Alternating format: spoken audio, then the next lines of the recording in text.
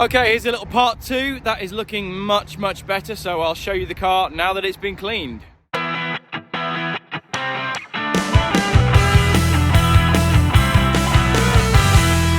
Said to the guys, can you do a mini valet? And they opened the doors and said, yeah, that'll be easy. So, right, now we can see what we've got. A little bit of lack appeal on that door there, but what a beautiful colour.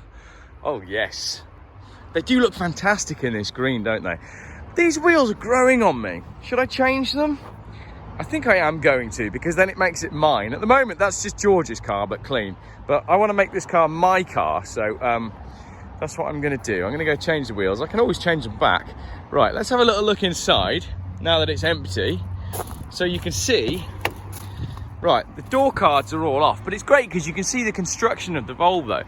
So they've got this side impact protection system. So you've got this hump here. There's a lot more metal in the side of the Volvo than there was in the the 940s were the same, weren't they? So they had side impact protection as well. So you can see that that's part of the construction of the vehicle there. It's just nice to be able to see stuff like that. You can see that anyway, and I'm getting excited about metalwork, but I'm very excited about this car. Again, no door cards in the back, so there's the little handle there for the door lock. But all of this has been cleaned up, and it's quite nice that all of this is off because it's a fresh start for the car. So inside, they've wiped everything down, vacuumed it all out, ready for some gold paint. That was a joke. But you can see absolutely everything, which is nice because you can see all of the bits that cause problems in Volvo 850s. The rear boot panel always rattles and it always comes loose. No problem in this car. And here, let's have a little look for rust on this shell. This is where they start to go. This is where mine went on the 850. It's on this inner arch.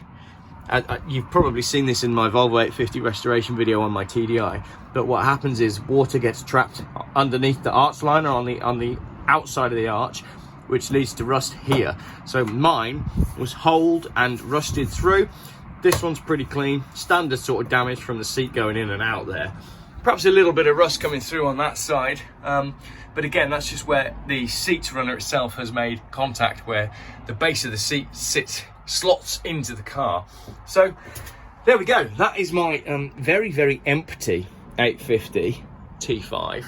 So the question is, what do we do next with it? Again, over to you guys in the comments. I'm going to go swap the wheels. So now that it's clean, it is clean. Look, that rear look how well that rear bumper sits, because on a bad 850 or on a rusty 850, they always sag at the back. Again, like, oh, so there is no arch liner on this, which is interesting. So we'll go get Lyndon to attack that, and we'll rub all that down. That's not going to be too much of a problem to sort out. So I see what I mean. Just gonna do this right. Gonna attack it right and make a nice car out of it. It is cool, isn't it? It's cool. It's cool, and you've only seen it.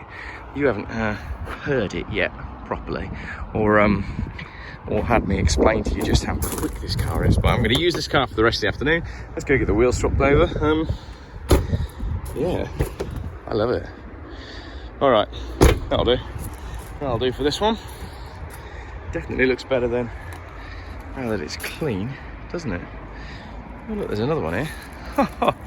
Two Volvo 850s. This one's not quite as clean, but the bumper does now sit properly on this one. Quick update on my 850 then. What have I done? Well, I've just been to get my tracking done, only to find out that I've got one very perished bush on the back. So I'm going to be ordering some more parts, and I've changed my indicator lenses to clear, and I've changed these as well. And there is quite a funny video that I've done of me doing that job. So there we go, a tale of two Volvos, both with turbos, one with a diesel engine. Thanks for watching.